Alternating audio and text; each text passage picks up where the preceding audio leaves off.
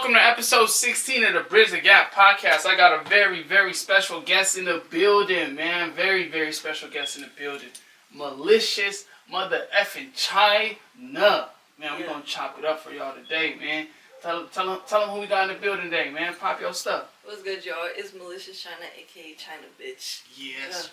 Come on, man. Literally one of the littest artists in the city. One of the littest artists on the West Coast right now. I'm talking about taking over the underground rap game by storm, and she's not asking for no permission. You hear me? And I'm blessed to even be covering her career for the last year and a half, 2 years, and just seeing the amount of growth and development she showed is ridiculous, man. I'm excited to see what she's gonna get into this year. But enough of me glazing. Let's get to the story. Let's talk about Malicious China. We're gonna circle back to the music, but let's talk about early life. Let's talk about, before Malicious China came around. I know you said, I was watching a No Jumper interview, man. Shout out to my people at No Jumper. Shout out Lush. Shout out Remo. Shout out Flacco. Shout out Michael, Adam, all of them, man. Shout out to them. But I heard you talk a little bit about the Rampart division in that area. And as someone who lived in LA for 3 years, I know that part is ugly. So tell me a little bit about your early life. Early life, everything was, cool, the environment, that's an environment that I was adapted to, something that was more so, normal for me to grow into and, see shit. But now that I'm older, I'm like, okay, that's some shit that wasn't in normal. Yeah, it's not too normal. So I'm like, oh, okay. But now, with the whole Rampart shit, there's a lot of, activity, things like cliques, gangs, violence, even with or without gangs. It was just innocent bystanders getting hurt back to back on a daily, where it was very common to have police there right. banging on our doors and asking this and that. But violence has just always been not just in that area, but just where I grew up from. It's just been a part of your environment. Exactly. Okay. Now I believe you are Hispanic. I think you refer to yourself as a Chicana. Yeah, I'm Chicana, yeah. Is there a difference between Chicana and a regular Hispanic or Mexican? Being a Chicana is Mexican American. Oh, yeah. Okay. It just adds a little swag to it when I say it, but it's just. I got you. Yeah, but if not, I'm Mexican. I'm just a light skinned Mexican. Okay. Now, where does the name Malicious China come from? Where did China come from? So China was an early name that I had because of how I looked as a baby up until now. So they always call me China, which is China. Yeah. So I just attached the Malicious to the China once I became an artist to just solidify a name, because I was trying to think of something, but there's so many Chinas. So Black China doll, China this, China that. So China you're right about that. Yeah. So I just found a name and shit during a period of time where I was just doing some crazy shit. So I just try to find a word that can fit me as a person. So I just found the word Malicious, and I attached it to my nickname since I was a kid. So I just put Malicious China together. One of the most unique, creative names I've come across. I ain't gonna lie. Yeah. Smart pick. Now, thank you. You said you were talking about some of the more wild things or the crazy things that you were getting into back in then. What were some of those things? I don't want to dive into it too much, but I do believe you had certain affiliations with some of the most serious people on this universe. Yeah. So. With that shit, it was just, it was just I can't say wrong place, wrong time situation, but definitely was, it was with my, not my whole family, but it was just certain people that were there. You were kind of born around it. Yeah. So I became a part of it. It wasn't nothing that I wanted to do at all, but shit happens. But it's not that at all right now. But yeah, that was a certain timeline. No, for sure. Yeah. The reason why I asked is because obviously your music is some of the most dark, descriptive, and so I kind of want to figure out where did that motivation come from? You were compared to Skrilla, you were compared to, OT, you're compared to some of those artists, and it's they rap about some shit. Right. And they are into some shit. Yeah.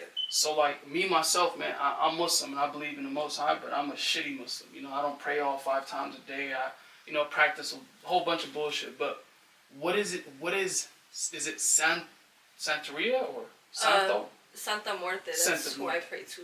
Okay, Santa Muerte. Can you tell me a little bit about that? Like, what interested you in that?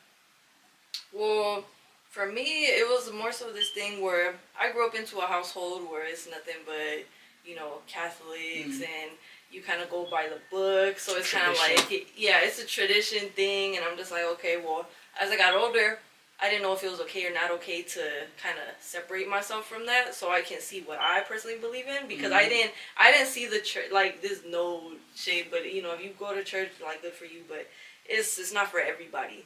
That's a fact. So when I was like doing some research, like Buddhism, spiritualism, the universe, or like what other people pray to, I was trying certain things, but when it came to Santa, it was more so like she like came in my life path, and I just like locked in. But it's like it's a lot of like studying that you have to do with her. So like every day I'm still learning about her. Okay, now that's interesting. Like spiritually, Yeah. So that's, you pray to her as God, right? Yeah. Okay, that's like I use God to invoke her. Okay. Now, in terms of like your music, I would say it's like a window into the darkness. And a lot of times those are like unspoken aspects of your life. But what events or like personal experiences shaped your decision to explore these themes so openly in your work? As in, what I pray to? Yeah, what you pray to, the drugs, the this, the that, like just everything that you speak on so openly. It's kind of like you're being vulnerable and strong at the same time, because you're talking about the things that most people aren't proud about, but you saying it proudly, like you don't have to accept it whether you like it or not. Yeah, because I feel like with this music shit, like, I mean, my music isn't for everybody, but it's for somebody. You feel me? So what I rap about is going to not be like some facade or like some lifestyle or anything at all. Like, I believe in manifestation very well. So with that being said, with me rapping about things that I want to happen or things that are going to happen, I also rap about what I've been through, or like, certain situations, or I'm telling somebody else's story of like a close friend of mine that they can't tell, but I'm gonna tell it for them, but in my wording. So I'm going to speak facts from like a dark place that can involve like pain, something that somebody can resonate to, and feel that within like that moment that I punch that in. So all this comes from like some dark shit, but it's light at the end of it. That's real, because that's how life is. Like, life be ugly sometimes, but at the end, it's light at the end of the tunnel. Exactly. But for yourself, like, who were you listening to growing up? Like, who were some of the artists that you were into? Me, when I was a kid, I mean, I was listening to, it was just a mix of like Chief Keef, Fredo, Gucci Mane, and on the other end too, like back and forth, I was listening to, it's like indie rock, like indie music. So like, that's how you can balance. Okay. Yeah. So you come up off the Gucci and the early Chief Keef. Yeah. With the mixture of the indie and the dark stuff. Yeah. So I'm not very like picky. Like, I'll be like open to listening to any types of genres. I don't like to, just stay in one box and everything. Like, I like to listen to multiple sounds. Okay. Yeah. Now, I believe you said on your No Jumper interview, "Fucked" was the song that kind of garnered the most traction. The song that like really put you hip to like, I could do this shit, or was it a different song? Yeah. So no, it was definitely the song "Fucked." So when I did it, I mean, I was kind of like hesitant, like, okay, how do I rap it, my deliverance and everything. But what I did learn is not to overthink shit. But I mean, for that being like my first song and it getting the attention at the time, especially like here in Arizona, and people are actually like, oh, okay, this shit hard, like this shit could be something, or there could be potential that she can hold, Yeah. or have. I'm like, okay, cool. So I definitely like started applying more pressure as time went on. So it's kind of like got into the comfortability of rapping and like saying my own shit, not really trying to write it down, just say shit. Oh, so you off the punch? Yeah. Do you write at all? So I do write, but it just got easier to write shit, because like in the beginning I'm like, damn, like what do I say, what I this, but I'm like, you know what, just be yourself is kind of like poetry. You're gonna speak on like how you feel on emotion. You can say that and just put the deliverance like behind a beat, That's hard. Now people don't realize, they see Malicious China today and they see almost finished product, the polished product, but they can't. They weren't there 5 years ago when you're first figuring out your sound, when you're first trying to develop your sound. Yeah, so, not at all. No, that's fire. Now, say for instance, well, I mean, you don't even need a label, but if you were to get signed by a huge label tomorrow and they're like, China, we got the bag for you. We need you to go pick out 3 artists. Who would those 3 artists be? Oh, that aren't signed? Signed or not signed, but basically you get signed and they got $5 million, $10 million deal. They're like, the budget good, China. Just go get us 3 artists that you would like on your feature, like big artists. Yeah. I can't think besides myself. That's hard though. You gotta know, like, okay.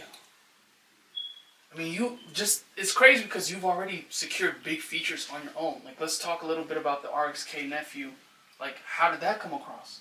So with Neff, it was more so like he found me on Instagram, started liking my posts and everything. No, you're not just going to speed past that like that's just that's fire. Oh God, no, big facts. So we're gonna give you your flowers. Yeah, facts. So he tapped in with me after he reached out to me on Instagram, said that I was tough, and I'm like, okay, bet. Well, let's make a song. Like, I gotta open, or I'll send you a beat. He's like, all right, bet. Send me an email. Boom. I sent him my open. He got on it, and that was quick. And then we met in person recently for the first time last year, and we just been like locked in like since. Nah, that's like y'all sound like y'all got chemistry together. Yeah, we do. I got RXK tatted on me. No, for real? Yeah, that's hard. Is that kind of like a homage thing? Well, I mean, we all got the RXK tattoo together when he came out here. But yeah, it was more so like we locked in, like it was one of those things. No, that's hard. No, as an artist whose work often touches heavy and uncomfortable truths, do you see yourself as an outsider in the industry? And if so, how do you think that shapes the music you make and the way you navigate your career? Like, for instance, right now, Skrilla is like one of the top artists. Yep. So kind of like grunge and dark, like that kind of music is kind of, it's no longer outcasted. So how do you feel about that? I mean, it's a good thing because, I mean, if it wasn't certain people, like somebody had to open the gate to that. Did you feel the difference from like before to now, like how it's being more accepted now? Yeah, I did, because even if people were like, oh, well, you're just a wannabe Skrilla, I'm like, okay, well, you haven't done like your homework yet. Yeah. Like, I've been rapped about this for a minute, and people kind of like, they're going to put you in a box, but I feel like Skrilla definitely, like, he did open a gate to have like people like understand like this sound, because it's all different. Like how everybody does it, like him, Baby Kia, Kwani, like everybody. You really got to be hip and in tune to understand like the nuances of each creator. Exactly. Even in that like underground space, are there artists that you haven't worked with that you want to work with? Skrilla. Same, yeah. I mean, people tag Skrilla all the time. Listen, Skrilla, everybody that's gonna see this, tag Skrilla, man. This would be the most craziest link up. We're gonna take this to LA. This is not her part, her LA side. Arizona, we taking claim of that, man. We need the Skrilla and we need the Malicious China link up, man. Thanks. No, that'll definitely be big. But if you had a new supporter, right, and they just got introduced to Malicious China. Yeah. You had 3 songs to tell them to go listen to go make them a believer. You're going to turn a skeptic into a supporter. What 3 songs of Malicious China would you go tell them to slap? It would be Wig Split that just came out. Mm-hmm. It'd be Bass, and He Talked to the Feds. Oh, wait. Now, that's a crazy 3 lineup right there. Yeah. But I want to circle back on, what's up with the backdoor vibes? I hear you're backdoor queen. Backdoor. What's up with that? My homegirl was just, as soon as like, we're gonna get breakfast today, and she said, "Backdoor bitch." Yeah, see, listen, I got a nigga on every corner. I said, "Listen, the backdoor queen is pulling up. We gotta be prepared." No, I'm playing, but that's just shit that come with that lifestyle, though, So. Yeah, facts. It just happened like that. It just like came out like because I be saying that we're like backdoor shit. And I just said it on the song. I just said backdoor bitch, and I was like, oh, so it just stuck. My nigga Lush is so messy too. He gonna ask you about it too. Like, so what's up with the back door? I heard you back door. My nigga Lush is funny, man. Yeah. Shout out to bro. So, I know you are both from LA and Arizona, but you're from LA. Yeah. But Born and raised. us is in Arizona, we taking claim for you. Okay. So, you feel me? Tight But shit. I want to ask you, like, how do you feel about, like, the underground scene we have here? Because I'll name a few. We'll start with Lil Mozzie, who you've worked with. Lil Mozzie Judd. Subi. Subi's hard too. Like, how do you feel about the underground scene we have here? Well, for me... Both here and LA. Okay. So the scene out here versus LA, I mean, I feel like everybody has, like, their own cliques. For sure. And what they do. I mean, at the end of the day, like, everybody's doing what they gotta do and everything, but it's not connecting. It's not connecting. Like, why do you think that is, though, and how can we connect it? Well, besides people, I get it. Everybody wants to get to the top, but I feel like everybody want to be the first. Everybody wants to be the first, and I get that. I respect it. It's just a lot of ego and a lot of who can do better. It's a one-up situation, and it's just like nobody really wants to sit down and come together at all. People want to be against each other. You know, like pick a side, and you know what I'm saying. So, talk. You yeah, facts. There's hella people that done sat there on that couch and said the same thing. Really? So it's like a real thing, and I love the fact that we could talk about it because the only way we could change it is if we address it, right? Yeah, that's what I'm saying. Like multiple people are saying it, you know what I'm saying? But yeah, like that's how I personally feel. It's I've been around the scene and the people, and I peep shit. I see how people kind of like, you know. Yeah, and your opinion matters more because I won't say more. All artists mean everything to the city, but with you. You're out there touring. You're out there actually making a name for yourself. Yeah. And for you to be like an independent artist and do that, that's big. So for you to have that observation, like, man, the city just a little too separated, a little too toxic. Like nobody want to come together in the spirit of collaboration. Yeah, everybody is just like they against each other, or they low key like try to act like they better than the next man, but they in the same position, they in the same field as the other man too, and he's trying to get, you know what I'm saying? Yeah. Like I feel like everybody can just like hold hands and kind of run the race at the same time, but you know. No, you cooking. That's big because you're one of the more premier artists. You feel me? And if you have that attitude, right, and you're the one who, you feel me, RXK, you actually doing your shit. Yeah. Imagine with the smaller artists. But that's the disconnect because it's artists like you that's premier, that's doing their shit and has the wherewithal to be like, look, we ain't all that. We could really come together. But the niggas I'll say it, the people that's below act like they the ones at the top.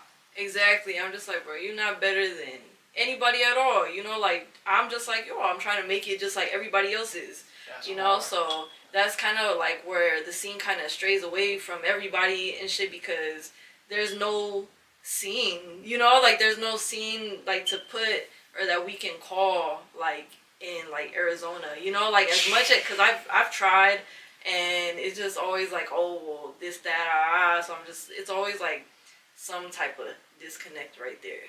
Oh my god, that's crazy. The reason why it's just speaking volumes to me because this is the shit I'm dealing with too. Like this is the shit I want to put a showcase together, but it's like some niggas can't rock with these niggas over here, and these niggas don't like them. And then on top of that, they, you know, and it's so much ego shit.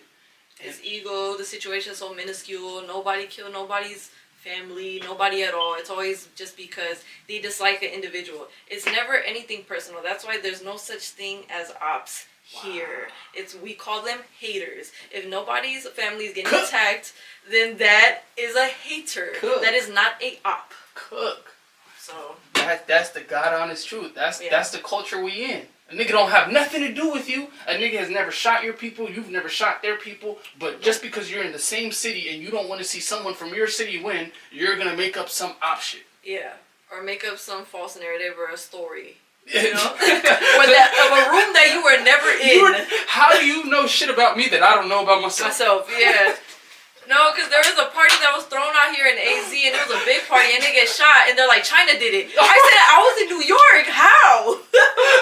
And said China did it. The rumor was China got the place shot up. I said, I'm in New York right now. What's going on in Phoenix? They said, it's China. Look, she's not here, but it's her. We know it. But it's her. We got to stop her motion. Too much motion. She's in New York. Make it up right now. Yeah, it's a Drake and Josh situation. They always blame Megan for it. I'm like, fuck, I do. They said the house party got shut up. They said China. No. That was crazy. But it's funny, but it's not. It's funny when you've been here and you've lived here and you understand the dynamics of how shit go. Yeah. Nigga just throw your name in there just to fuck up just your like motion. Nothing. I'm just like, okay, that's why my motion goes outside of AZ. Motherfuckers just stay here. I'm just like, okay, then be local. I'm going global. Oh my mama. Listen, that's gold that you said that, because that's literally the truth here. I myself, I've been podcasting, making reaction videos for like almost 6 years. The first 3 years weren't really shit. I moved to LA, start living out my car, start interviewing LA artists, get on No Jumper 2-3 times. Now everybody knows who I am. And now niggas want to work. So when you say you niggas want to be local and not global, that hit home, because we need artists from here to get the fuck out of here. Fuck out of here. And go to LA, go to Houston, go to New York, go bridge some gaps. Like, that's so dope that you say, I'm global. If y'all want to be local, keep being local. Like, talk about that, please, because you really do. Your name really do ring bells in different markets. It do, bro. But yeah, like, at the end of the day, like, if you, that's a speech that probably your mom, dad, grandma, somebody, your papa, somebody else told somebody. Yeah. If y'all want to make shit happen, then you have to get up and do it. If you don't want to stay local, then get up, get in your car, take the next bus, take the next plane ticket, go to a different state, and you're going to have to see what venues are in that state. You're going to have to walk around, mingle, and if you can't mingle, then this shit is not for you. Get out that studio, put off that designer, put it back up on Depop, on Grail, sell it at Buffalo Exchange, sell it to a homie, and that's it. You gotta just stop. If you don't want to move around and shit, then get the fuck out. Oh my God. Oh my God, that was beautiful. 22:08. Let me timestamp that for later, please. Yeah. Oh my God, wow. So, oh my God, I was gonna ask you. Well, do you have advice for the artists? I think we got more than enough advice right now. Like, that's really the truth, though. You really gotta go wiggle, and if you can't wiggle, this is probably not your sport. Exactly. This is probably not your sport. So you live that life, like going to a different state where your name probably isn't known, but that didn't stop you. You're gonna have these motherfuckers know who your name is. Exactly. I did that in New York. Yeah. That's what I'm saying. Like in New York, the biggest of cities, of all cities, like. Exactly. I had to go perform at shows to put a name out, because when you go to these states, they're not gonna know who you are. So don't act like you're too cool in your city, because you think that people know you here. Okay, cool.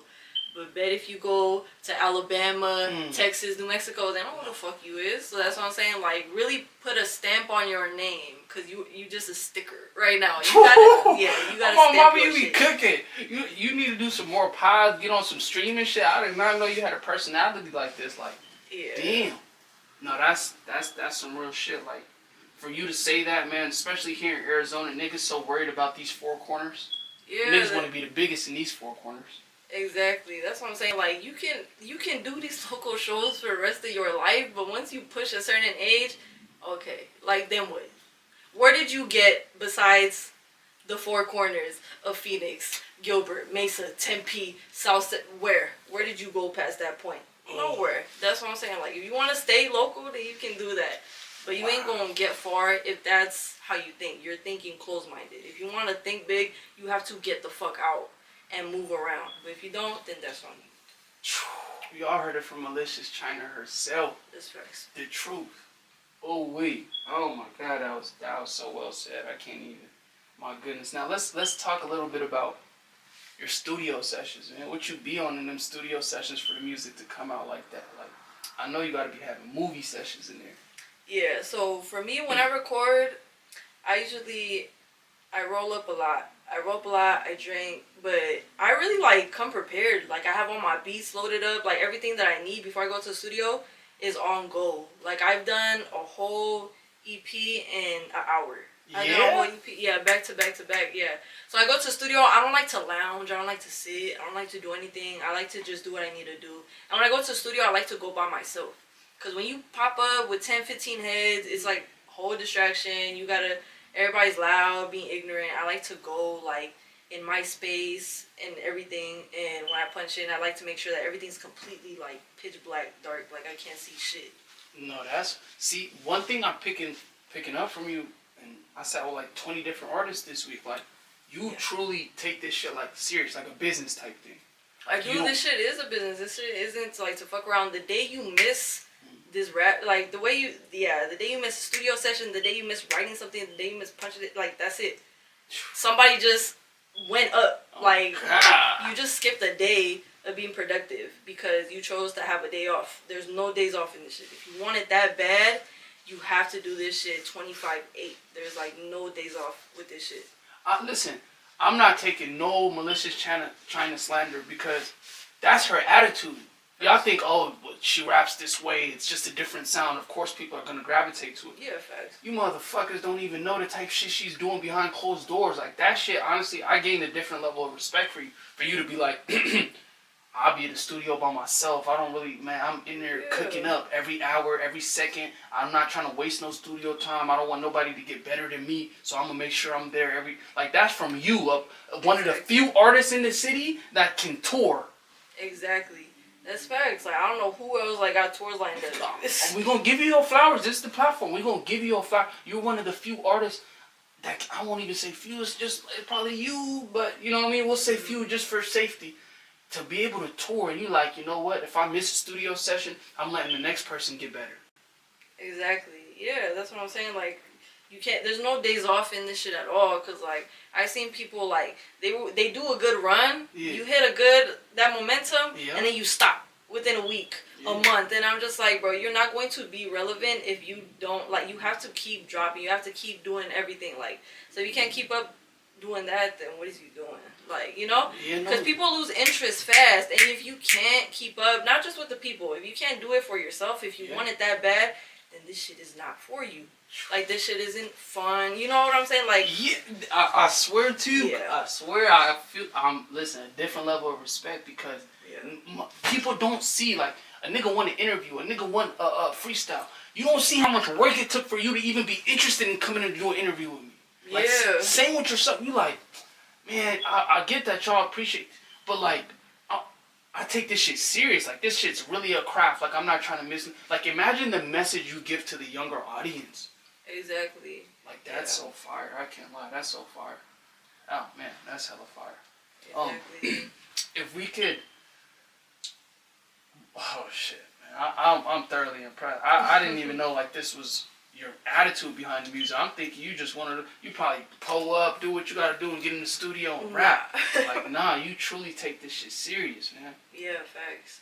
Yeah, even if I'm like drinking, smoking, anything like at all, like I don't let that slow me down at all. You know, like I feel like if you do drugs and you make music, you should be active, like active, like when it comes to this shit. You shouldn't be taking downers. You should probably take some shit that'll up you. Exactly. No, facts. No, that's real. Now, looking in these 5 years, right? Like you said, if you're not willing to be consistent, people will forget about you. We live in an age of TikTok, right? Right. And TikTok got these people's brains cooked. They can't stay with you for 5 minutes. They can't. Nope. So when you say if you're not being consistent, they're gonna forget about you. Now you've been here almost going on 6 years. Mm-hmm. How much artists have you seen come and go in these 6 years? A lot. Everybody done stopped. Yeah, like stopped at, well, locally that I've seen. Both. Everybody, talk about it. Yeah, locally and shit. Yeah. People have a baby, stop rapping. People lost a job, stop rapping. You know, I feel like any situation, personal or anything, I feel like that shouldn't stop your grind at all. That means your mentality is there's no mentality at all. Yeah. You know? Yeah. So it's just like, if you feel like at the end of the day, like I would keep saying, because manifestation is real, if you believe that you really want this shit so bad, you'll find any way how to get it by any means. That's where my music, like Backdoor Bitch or Backdoor and do all that, my message for the youth, for the people and everything, I'm not condoning violence to others, but if you are in a down bad situation, whatever the case is, do what the fuck you gotta do. That's all I'm gonna say. Just do what you gotta do. That's real shit right there. I ain't gonna lie to you. That's definitely some real shit. I asked you that because I'm like, imagine how many artists was like, Because I say this because I'm thinking about podcasters and content creators. Like, since the 6 years I did it, how many people did I see come and go? And it's the same. I'm thinking like for you, like damn, you must have seen people get kids, people go to jail, shit. Life be lifing. Yeah, facts. Life be life, and I'm just like, damn. That's it for bro, or that's it for sis. Like she don't even fuck with this shit no more. I'm like, exactly, yeah. So everything can just like shift like real quick. I've seen people more so go than come, or like if people have been here, they haven't been as consistent. Where I'm like, oh, okay, they drop. I'm like, oh, they still drop. Like, you know, so it's just like one of those things that you just wave by. You don't want to be that person that people are gonna swipe or not give a fuck about, because at that point you're cooked. So if you can't be consistent or do anything, and you want to be one of those like I want to drop here and there, you're not gonna get far. Pick up a book. Go pick up a different profession, do something else, be a therapist, be a doctor, go back to school, finish the grades, get your credits back up, just do something else. Get your credits. Listen, if you fucked around and dropped out, just get your credits back up. They got something. They got something for you. General studies, they got you. They got programs in place.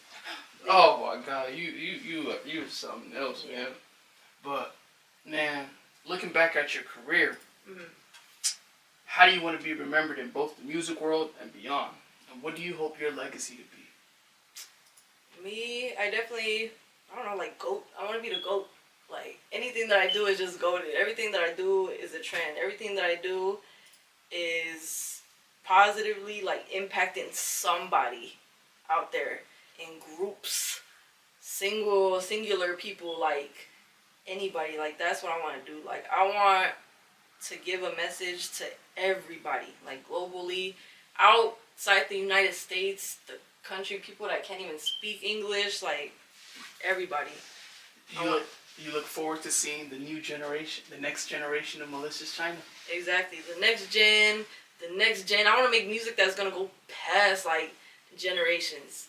Like, this gen is one thing, the next gen, their kids, the kids' kids, the kids' kids. Like, at this point, when cars aren't even on the ground, they're levitating, they're in the sky. We got Mars, Pluto, actively, there's malls there, there's fashion squares there, there's desert skies over there in Pluto. Like, everywhere, like, that's how far I want to go, like, generations. I look forward to seeing the young Malicious China. I look forward to being able to look at their music and be like, oh, she was influenced by China. Exactly. Like, that's coming. You feel me? Because the artists that are listening to you now, like the young high schoolers, you know? Yeah. 4 or 5 years, they're going to graduate. Like, shit, I might want to do music. And then they're going to draw inspiration from the shit that they were hearing. So, facts. I definitely want to look forward to that. But just an off-topic question. What's Malicious China's love life like? It ain't shit. Yeah? It ain't shit, nah. Do a nigga gotta be goth, dark, and into like that to rock with you, or what is your type? Like what? Like, my type? Yeah, talk to me. I like dark skins, light skins. Are you going for the niggas? Yeah. Okay. You going for the niggas? I'm thinking like a nigga gotta be like, you know, with the. Nah, he doesn't.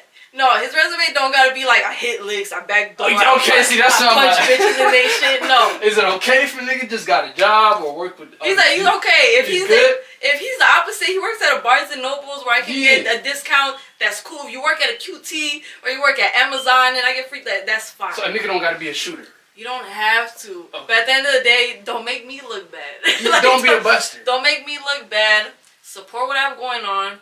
Matter of fact, yeah, support what I have going on, because me as an artist, you're not going to see me all the time. I'm going to be in a different state. You might be locked in, whatever you're doing here in the States, but I'm everywhere. I better not hear about it. Yeah. So it's just one of those things where if you, like, for my love life, for my future, whoever the fuck, it's just like, if you can adapt to my lifestyle that I'm moving around and shit, that I work with male artists majority of the fucking time, and you cool with it, and you understand it, and you have like full trust, then we good. Are you trustworthy? I mean, you're a beautiful young lady. I'm pretty sure niggas is hitting on you left, right, left. How do you deal with that? I mean, it's just, the DMs are kind of like, DMs is OD. Come on. I get 50 to 100 messages. 5 to 10 could be like, labels and meetings, this and that, but the other couple hundred is y'all. Do you feel fetishized? Do I what? Feel fetishized? Like you're a percentage of the population's fetish. Like a nigga look at you and be like, oh my god. Oh, god. like people be on the comments and shit. On some of my videos that have gone viral, they're like, oh, my type. Yeah, I want this. Yeah, right. I want my future bitch to look like this. Right, I'm like, okay. So it definitely set up like like an aesthetic, like I want like a goth bitch to, you know. So I'm like, okay, cool. But yeah, love life. Nah, like right now, like well, not right now. It's been a thing where men out here specifically, and because like it's just very well known. But yeah, like people scared. Even out of state, people are scared or like intimidated. Or they probably listen to the music and was like, that's what I think it is. They do their homework. They let me look at her photos. Boom, like. Okay, she got a video. She rapping. Wait, what did she say? So like, it's one of those things. Like they grab the key words and they just put it together. Like, oh, well, she been doing that, so I don't know. One back door out of your mouth, it's over. It's cut. For niggas that got shit around them and shit. No, back door what? No back door what? I'm good. Yeah, I'm. She fire, but we just gonna have to from a distance. Yeah, so that would So that's what kind of like.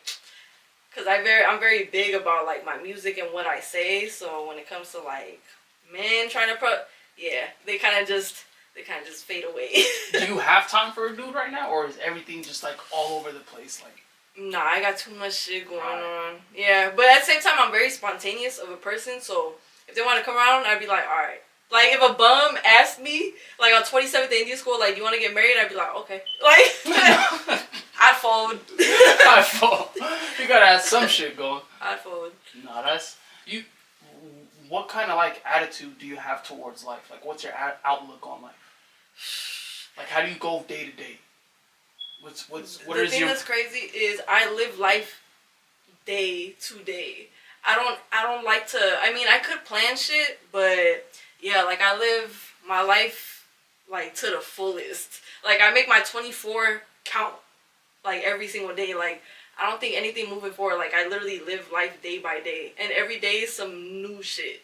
What's your most reoccurring thought? My reoccurring thought, what throughout the day? Yeah. I gotta make music.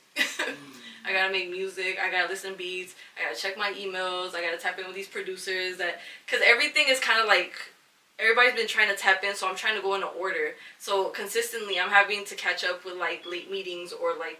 Emails, these producers that are trying to tap in, and these possible labels, and and like these shows and these people and the promoters for future shows, like so it's just trying to get everything in order because I don't have management. That's my next question. Yeah, so there's no management, so it's like me managing everything. Are you turning down? You're turning down management. I'm sure management has reached out. No, so I've had management, but the thing is, they think it's easy. They think it's easy to manage me, but right now I've hit like a momentum where I'm just like, okay, it might look very simple and everything on the outside, but if you dive into my emails and like my DMs and people trying to reach out, it's a lot of work. Oh, trust me, girl. I know. So if you are the type to complain that it's so much work and you can't do it, then this is not a job for you. Not at all. Then it's not. You know, because I have like people that dress me, people that take care of my money. So if you can't simply manage, then it's okay. Like, you know, I can manage myself until somebody can tell me, hey, I can do this stress-free, then more than welcome. That's good. That's really good. That's really good. Yeah. Honestly, it makes me happy to hear that from an artist because it's like, you know, it's a lot of work. It is. And at the same time, you have enough respect for yourself to just, you'll take on the hard work rather than give it to somebody else and they don't take it as serious. Exactly, because I take my work very serious. So it's just like, if this is something simply that I can do by myself, then I don't really need an extra, you know? That's why. And I like, you know, taking risks, and I like sacrificing my time and everything for what I love to do, personally. So I feel like, in the long run, it all pays off. And people, they don't realize how many inquiries people make. Like, exactly. You have to address every single inquiry, whether or not it gets completed, there's a deal at the end. Exactly. That is, you know, that's one thing in and of itself. But in terms of your music style right now, yeah, do you see yourself like changing anything at all? Or like, say for instance, some of the artists I talk to who are like traditional rap artists, they're leaning into like melodies, like, oh shit, I'm starting to get in, like, or do you plan on just mastering this like you have been? So for me, I mean, I get exactly where they're coming from because that's what I like to do. Like every once in a while, like I have my solidified sound, but I do, you know, I be mindful for the fans with that. You should get on something different. So I'm like, okay, but for me, it's like when I want to do it, you know. So I can get on like a different beat, kind of branch out to something else, but I won't let like that define me like genre wise. Okay. But I am like open to trying like new things. Okay, that's there because obviously you mastered this. You yeah. So as a fan, just hearing you do something, even if it's something that like you haven't tried or something that you might not even. You know what's crazy? I want to bring this up. Of all the artists I spoke to, they all say the song that they put out that gets a lot of traction, that gets a lot of support, is a song they didn't like. Do you experience that at all? Yes, I do. How? Like that's a crazy phenomenon to me. The reason why is because, and what we all have in common is because we weren't even trying. And that's how this shit works. When you force a song and you try to force it to be the greatest song, you could like it, but you know the intent behind it, it wasn't really genuine. So when you go and make a song that you can freestyle within like the 30 seconds and shit, that's gonna be your top played song because you did that without effort. So one pro tip that I suggest everybody is to not overthink when you walk in that booth. Don't overthink when you put something on your nose. Do not overthink when you write, you know, like put anything anywhere or just think, like just don't overthink it. Just say however the fuck you feel on that beat, and it's just, that's how it works. That's how it works, is when you don't put effort in it, that shit goes up. No, you finally put it into place for me. Because I tell the artists, maybe you guys are just harsh critics. Right. Like we all hard on ourselves. As we should, you know. But when you put it that way, that's super interesting because it's like, how can I feel proud about something I was like, I really didn't put too much passion in. I went in there and, you know, played it. Exactly. And y'all love it. So literally thank you, because now I get it. Now I see it. It's like you feel bad as an artist that the work that you truly didn't give your all to is like really accepted and received very well. Exactly. Okay, wow. See, literally over 20 different artists, and that's dope. Okay, I got you now. But what is, another off-track question, what is a song that you listen to often to unwind or draw inspiration? Like, what's a go-to track that you find yourself listening to? Or an artist that you like anytime you might have writer's block even? Like. I mean, my personal song it'd be Why Not. Yeah, it'd be Why Not. Okay. That one. And it's just like, when I wrote that song, it was just like more so like, it was just in one of those places that I was thinking about, like when I got locked up and all the shit that I went through and like the whole process of the song. What you get locked up for? You kill somebody, man? No, I'm just playing. Yeah, we just play it. Yeah. No, it was for like a charge that I can't say it on here. But it was pretty bad. Like I had like SWAT, everybody like break into the crib, and they did the most. They did their big one. Yeah, they're trying to prove a point. Yeah, I'm not no 6'5" Hulk built big body. I'm a 5'4" woman. The way they did it was nasty work. But yeah. But El Chapo. Yeah, like I was like, damn, like I'm a small lady at ease. But no, like that's like a song that I listen to. I'm like, damn, like so like I get chills like when I listen to it. I'm just like, okay, like I feel like everybody has like that one song that they run it back because some way somehow they felt something, a certain bar or whatever it was. You just feel it. It's like the soundtrack of your life at that time. Exactly. Now, if you weren't making music, China, what would you be doing? I don't know. I think I probably, no cap, like, I feel like I'd be doing, like, more reckless shit. So I felt like this was, like, a good... You'd be, like, off the porch. Fully off the porch. Yeah, fully. Like, outside. Full off, like, outside. Yeah. Fuck the porch. We're going to be off the porch, outside. Yeah. Doing dumbass shit, still, like, being in the system and shit, like, in and out, in it, like, you know, so... Would you say this saved you? Yeah, low-key. Like, or high-key. Because this was just a decision that, like, two people made and shit. They're like, okay, well, she should start rapping. And I just did it.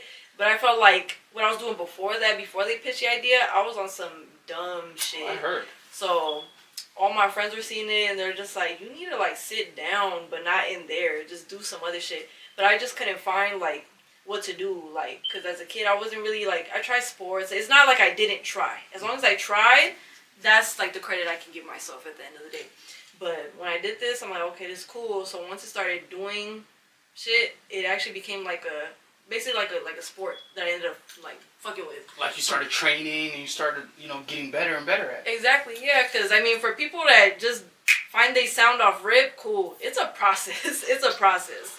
For real. Yeah. I tell artists this all the time. I speak to I had a 17-year-old artist in here the other day, right? Oh, word. And he was telling me about the same thing. Like, I'm figuring I'm liking more of my sound after every song. Like I'm developing more and more. I'm like, bro, by the time you're 23, you're gonna have a whole different sound. You're gonna have a whole different. Yeah. But keep doing that. Like, just keep developing. So that's true. It's like sport. Repetition. Exactly. Yeah. Repetition. Sorry. You're gonna take a lot of practice to get there, And if you gotta like mock somebody else to find your sound or kind of mumble some shit, you'll eventually find it. Oh God, man, that's key. That's low key game. Yeah. Because if you kind of model your shit after someone and you do it long enough, eventually your own creativity is gonna kick in, and you could balance the person you're modeling after. So your deliverance, you have swag, you got attitude behind it. You're going to hear it in the mic. Oh God. But if you sound stale, we're not gonna feel shit. Oh God. So give us something to feel that makes you stand out as an artist. That's what makes you art. It's arts at the end of the day. Do you want your art to sound stale or do you want it to sound lit? No, fact. Now, I heard you on No Jumper say your first few songs, like you said, it was 2 people that were responsible for the decision, right? Mm-hmm. Who wrote your first song? Because I heard you said, shit, we gonna write for her, we gonna do it right, let's give them their flowers. Yeah, I can't. Oh, we don't got to. I can't drop their name, but I give them their props. Okay. That's one thing I'm gonna say. I'm not gonna be that type of bitch that just say, fuck it, I did this shit by myself.